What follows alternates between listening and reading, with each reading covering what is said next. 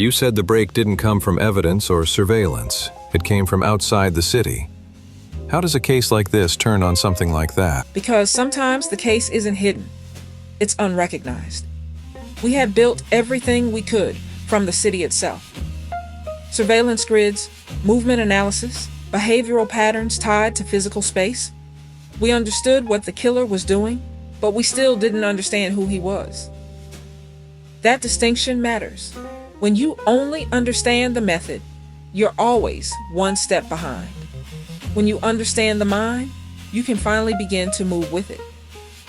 The call came from Maryland, not from someone claiming certainty, not from someone trying to insert themselves into the investigation, but from someone who sounded like he was struggling to say something he didn't want to believe.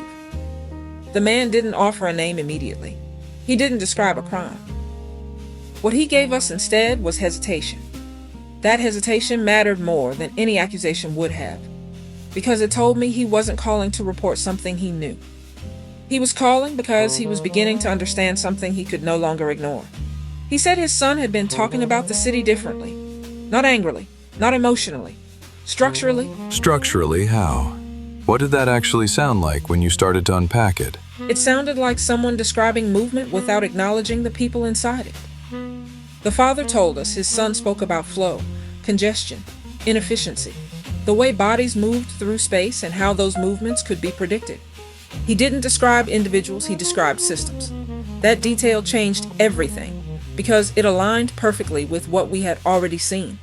The killer wasn't targeting identity, he was targeting position. That kind of thinking removes empathy from the equation entirely. The father said something else that stayed with me. He said his son watched people, but not in the way most people mean when they say that. He didn't observe faces, he observed behavior at specific points. Moments where people slowed, where they hesitated, where they committed themselves to a movement they couldn't easily reverse. That is when I realized the connection fully. The rooftop, the platform. Both were moments of commitment. Once you step forward, once you lean, once your balance shifts, the body cannot recover fast enough. He wasn't looking for victims. He was studying thresholds. When we fed that information back into our system, everything tightened. Travel records placed the son in New York repeatedly, but never long enough to draw attention. His profession allowed him to move between locations without creating a fixed pattern. Pharmaceutical sales, constant movement, controlled interaction, minimal retention in the minds of others. That kind of life allows someone to exist everywhere without being remembered anywhere. We overlaid his movement with the timeline of both deaths.